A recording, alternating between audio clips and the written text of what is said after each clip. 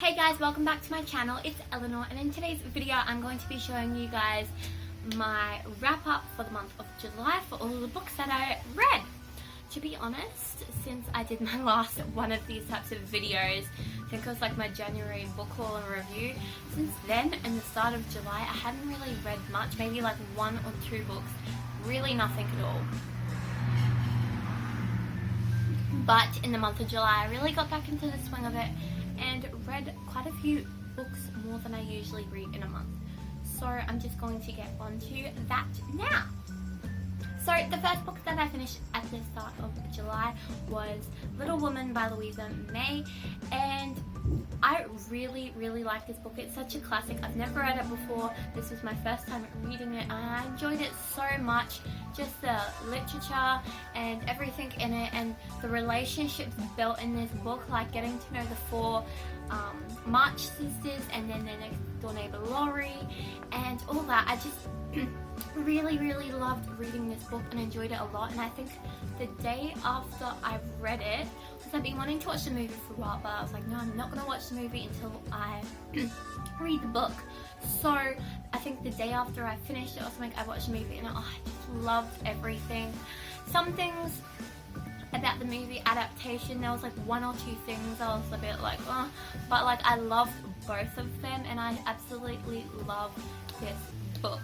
So I'm just going to read you now. I kind of wrote like a little short thing in my journal for each book that I read. So I'm just going to read you what I wrote about Little Woman. So I said, to be honest, it took me like 5 months to finish this book because I did start reading this back in like February or March, and I just kept on picking it up at bad times when I was really busy, so I never actually got to finishing it to July. But to be honest, it took me 5 months to finish this book. I really loved this book. It was such a sweet read. You got really attached to all the characters. I love the girls and Laurie, and Jo was my favourite girl, and everything turned out alright in the end.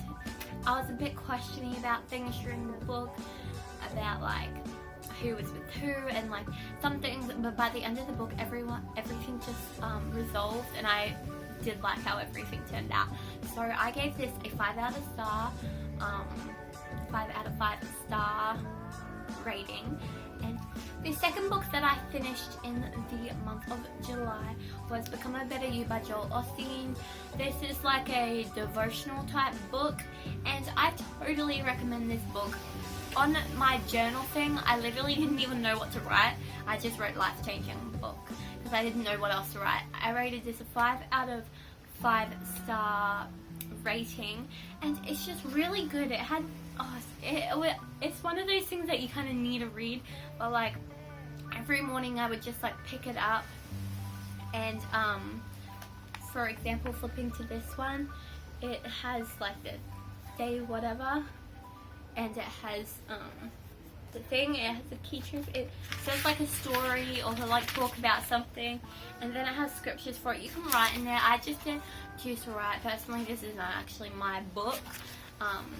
This is one of my family members, but it has scriptures and quotes about the thing, and then it has a prayer about it, and then takeaway truth. And I really enjoyed reading this, and I just think it was really good. Basically how the book was laid out is it had 7 different sections, but in each section there was 7 days, so approximately it was meant to take you like 49 days approximately to like complete this if you read one a day. And under each section, so there were 7 sections, 7 days, and each section had a different thing. So like the first section was called Keep Pressing Forward, and then there'd be 7 days about little things that you could do to keep pressing forward, for example. I don't know if I'm explaining it very well, but I totally recommend reading this book. I loved it. It was a great read. The next book I picked up in the month of July is a new release from the month of June, and I've never actually read a new release, I don't believe. So I was like looking forward to reading this. But this one was called Half a World Away by Mike Gale. I picked this up at the library. It kind of caught my eye. I like the look of the cover, and I love hardcovers. I absolutely love hardcovers. And the bit that really sold me to read it was it said on the front, same city, different streets, same mother, different life. And I was like, oh, this looks interesting. Kind of read the this bit, what is it called again? Starts with S. I'm terrible with things. I can't remember. But I read this and it was like kind of caught my eye, but oh my gosh, I was not expecting it to be as good as it was. This was such a good read. I would recommend it to anyone. It was like a contemporary, and I absolutely loved it. What I said about this one was I gave it a 5 out of 5 star rating, and I said it was really, it was written in a really effective way with a chapter switch between the two main characters. So basically, we had our two main characters in the book. It would have a chapter from one character, and then the next chapter would be about another character, the other main character. So if you found out something about this first main character, at the end, the way they did it is they always put like cliffhangers at the end of each chapter, but you'd have to read a whole nother chapter about the other person before you could find out about the other thing, because the way it was written out. So I like sped through it super fast because it just kept me wanting to not put it down. At the end of each chapter, it was always a cliffhanger that made you always wanting to read more. As I said, it was so emotional and got really attached to the characters and felt for them and the things that they were going through in their lives. I feel like it was a really relatable book to this day and age, because one of our main characters, she is a single mom with a son, and the other main character was going through a rough time in his marriage and also had a daughter, and there was just a lot of relatable things to this day and age, and I think it was a really good read, and I really enjoyed reading this book. Now I know this next one's going to be a bit controversial to people, because I know this book is huge on BookTube, but yeah, so the next book I picked up was The Hate You Give by Angie Thomas, and I was really excited to read this book as I've heard it has been hyped a lot and all that stuff. So, picked this up. I probably read about 130 pages of it, got a fair chunk through, and I decided to put it down and stop reading it. The reason was because it was just had a lot of swearing in, and that's not something I wanted to be reading, and I know I already had read a huge chunk of the book, like a third of it or like a quarter of it, or however much, I think it was a third or a quarter. I know I had already read that much, and I was really liking the storyline and the way the book was going and the message it was giving, but I just didn't really like that swearing content, so I stopped reading it because of that reason. I know some people might think that's silly, but that's personally just my core value, and I realized I shouldn't have kept on reading it as much as I even did, because I just really didn't want to be reading that. So I ended up putting this one down, but I know watching the movie is not the same. If it's good, I want to watch the movie and just read some reviews and get to know what actually happened in the book. I didn't want to put it down because I kept on wanting to know what happened, but I did want to respect my core values. So I know this is going to be a controversial thing, but I didn't finish this book. Next book I picked up, I really enjoyed. If you know me, you know that 85% books I read are about Paris or have Paris in them at some point. This one had Paris in it at one point. I don't think these had Paris in one point, but they're like the odd ones out. Love from Paris by Alexandra Potter was the next book I picked up, and I absolutely adored this book. The cover was so cute and it caught my eye, and I was super excited to read it. And I just loved this book so much. It was like a contemporary, but it also switched between a time in World War II, which I thought was really interesting, as historical fiction is like one of my favorite genres.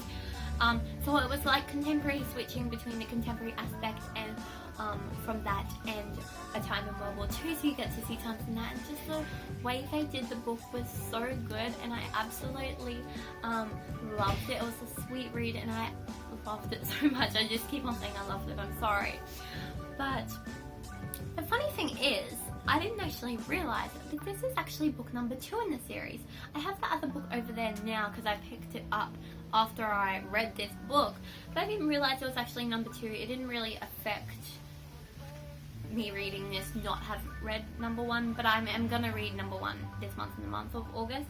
But I absolutely loved this book, and basically it's about this girl who lives in England, and her boyfriend sends her up at the airport, and she was like, oh, it's my birthday this weekend, like kind of freaked out a bit. She ends up going to visit her best friend in Paris, because her best friend lives in Paris, and it's just like, it's mystery at the same time as this all going on about stuff from World War II. It's just so good, and I don't know how to describe it in a way. I just recommend you pick it up. Also romance aspect in this as well. I'm just going to read you what I wrote about this book. I said it depicted Paris wonderfully. It made me want to travel straight to Paris and experience the culture in the book. I love the historical fiction and mystery part of the book too, and even though it is fiction, it still taught me stuff that I didn't know, and it was really interesting. I loved it. I gave this book a 5 out of 5 star rating. The next book and final book that I read in the month of July was Carla. I'm sorry if I pronounce her last name wrong, but I think this is how it's pronounced. Carla Zampatti. I think Carla Zampatti autobiography, My Life, My Look, a fashion legend that tells her inspiring story. She is an Australian fashion designer, and my mum picked this book out for me like maybe 2 years ago, or like 2.5 years ago, and I kept on never getting to it, and I got to it, and I just like went through it. It was so good, and it made me learn so much, and all the stuff she's done is amazing. Carla actually was born in Italy, and it was either during or just after World War II, she was born in Italy, and her dad, instead of being a soldier, he helped out in Australia. So her family after World War II ended up moving to Australia because it would be like safer and a better environment to grow up in at the time than where they were living in Italy. So she moved over here. She always knew that she didn't want to like be the traditional like Italian wife and like just look after her family. She wanted a business of her own, and at that time World War II did help a lot with the women coming into the workforce, but in that time it was more of a male dominated place, the workforce. So she was kind of like the first woman to like start her own business. She started her own business with her husband as a partner when she got married in Sydney. They ended up getting a divorce, so all this stuff happened, and he ended up taking the business. She's like, fine, but like change the name because it was branded as Carla Zampatti. And so she started her own business, didn't get in the partnership again just in case the same thing happened, and her brand is just so big these days. It's so popular. Like, she has so many things. She designed a car with Ford. She was she was the chairman of the board for ABC for 10 years. Her husband was in politics. She lived in Paris for some time, and all these things, and it was just such an interesting read, and it was really good to read also because most of it was in Australia. And not many things read these days are in Australia. Oh, well, depending what books you pick out, I guess. But I absolutely love this. And if you know me, you know I absolutely love fashion, love all that stuff. And her style, some of this, like, stuff, if you go onto her website, I love, like, the tweed stuff and all that stuff. It was so cool. So I really, really enjoyed this book. And this is what I said about the book. It was written in a really oh, no, that's the wrong one. Oh, I didn't even really write much for this. I just realized some things that they're just so good, I don't really know what to write, so I don't know if I even finished it. But anyway, I wrote it was very inspirational and motivating. Her story of just like being 5 and knowing like that she wanted to do something with designing and that when she used to go with her mum to get their dresses altered and things like that. And it would have took her a lot of courage since her traditional family, I think she was saying her dad didn't really want that for her, but she went and did it, and look at her now, like she's so big. So yeah, I gave that one a 5 out of 5 star read too. All the books that I completed this month, I gave 5 out of 5 star read. I loved them all. I thought they were so good. So these are all of the books that I read in the month of July. It's August now, but a couple of days ago it was July. So these are all the books that I read in the month of July. I enjoyed them all so much, so I totally recommend all of them. So yeah, let me know what you've been reading and your recommendations down below. I'm super excited. I'm almost finished my first book for August already. So I hope you liked this video and liked me showing you all the books that I read this month.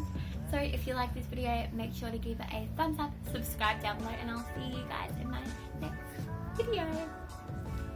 Bye guys!